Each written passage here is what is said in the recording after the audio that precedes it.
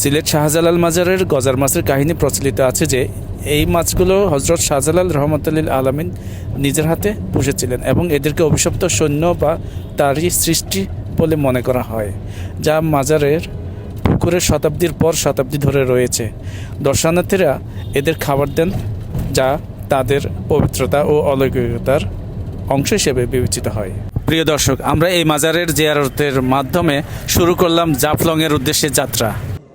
উল্লেখ থাকে যে মাজারকে কেউ কখনো সিজদা করবেন না, সিজদা করা হারাম। প্রিয় দর্শক, এই যে কবরটি দেখছেন, এই কবরটি হচ্ছে সিলেটের শাসনকর্তা মকবুল খানের কবর, যা 1000 বছর ধরে উনি শুয়ে আছেন এই মাজারে।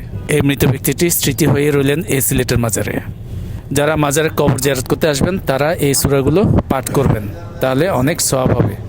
আমরা মাজার জিয়ারত শেষে নিজেদের একটু ছবি, ফটোগ্রাফি, ভিডিওগ্রাফি করতে গিয়ে হঠাৎ দেখি এখানে অনেকগুলো পায়রার সমাবেশ। পায়রাকে বলা হয় শান্তির প্রতীক, আর এই শান্তির প্রতীক হিসেবে আমরা যখন এই মাজারে আসি তখন মন প্রাণ জুড়িয়ে যায়, শান্তিতে ভরে যায়। একমাত্র এই মাজারে শুয়ে আছেন আমাদের প্রয়াত চিত্রনায়ক সালমান শাহ, এটি তার কবর। ইসলামী শরীয়তে মাজারকে নিয়ে অনেকে অনেক রকম মন্তব্য করে থাকেন, তবে এই ক্ষেত্রে আমি একটু ভিন্ন। আমার একটি কথা, মাজার মানে একটা কবরস্থান। উক্ত কবরস্থানের বুজুর্গ ব্যক্তিদের সান্নিধ্যে আল্লাহ তাআলার কাছে এই বুজুর্গ ব্যক্তিদের উসিলায় যদি কেউ মন থেকে কিছু চায়, মনটাকে নরম করে উপরওয়ালার কাছে হাত তুলে কিছু চাই, হয়তো আল্লাহ পাক কবুল করতে পারেন।